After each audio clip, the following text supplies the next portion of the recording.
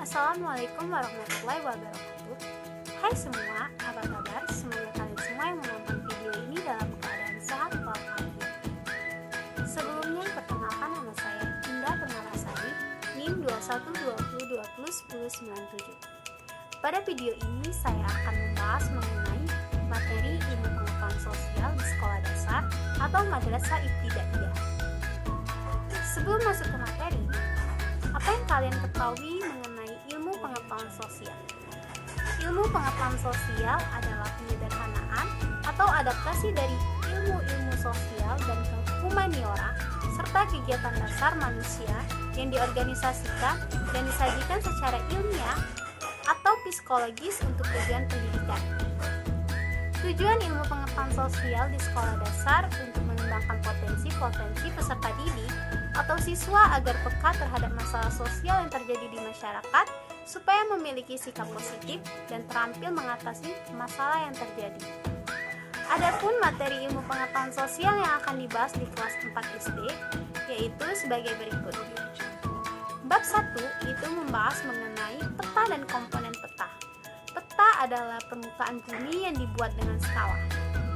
Bab kedua itu membahas tentang penampakan alam dan keragaman lingkungan, sebagaimana meliputi gunung, sungai, dataran, dan lain-lain. Bab ketiga itu membahas mengenai sumber daya alam dan kegiatan ekonomi.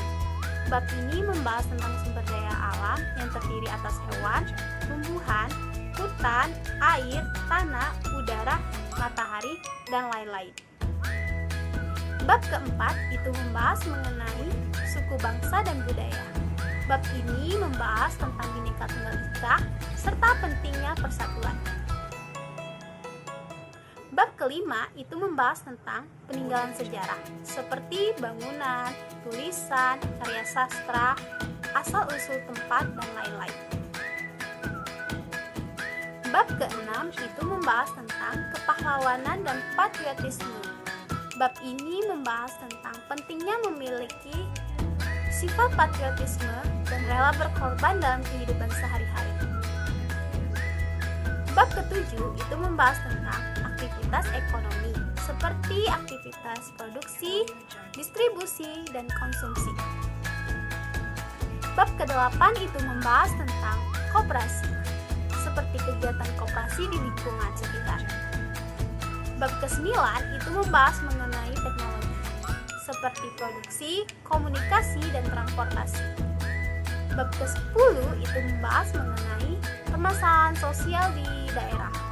Bab ini membahas hal-hal yang bertentangan seperti sampah, kemacetan, serta banjir. Untuk materi ilmu pengetahuan sosial kelas 5 SD itu membahas sebagai berikut. Bab 1 dan bab 2 itu membahas mengenai peninggalan sejarah dan tokoh dari masa Hindu, Buddha, dan Islam. Bab ketiga itu membahas tentang kenampakan alam buatan serta pembagian wilayah waktu di Indonesia seperti waktu Indonesia Barat, waktu Indonesia Tengah, dan waktu Indonesia bagian timur. Bab keempat itu membahas tentang jenis usaha dan ekonomi di Indonesia seperti industri, perdagangan, dan lain-lain.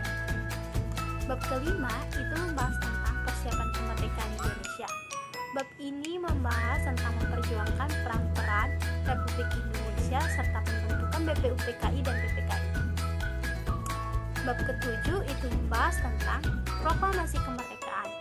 Ini membahas tentang proklamasi kemerdekaan yang dimana tokoh-tokoh yang berperan penting dalam proklamasi ini. Bab ke-8 itu membahas tentang mempertahankan Indonesia. Bab ini membahas tentang perjuangan mempertahankan Indonesia serta konferensi di meja bundar. Dan untuk materi ilmu pengetahuan sosial di kelas 6 SD itu membahas sebagai berikut.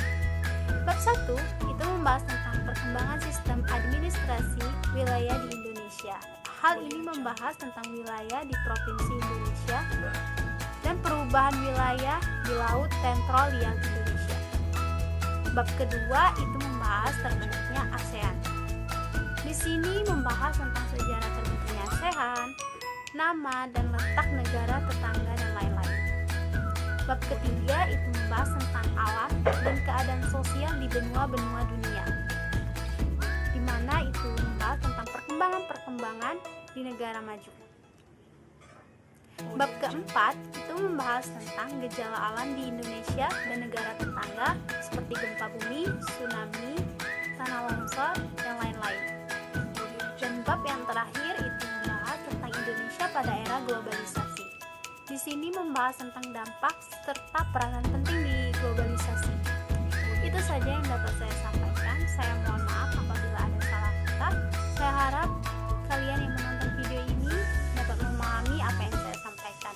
Saya akhiri. Wassalamualaikum warahmatullahi wabarakatuh.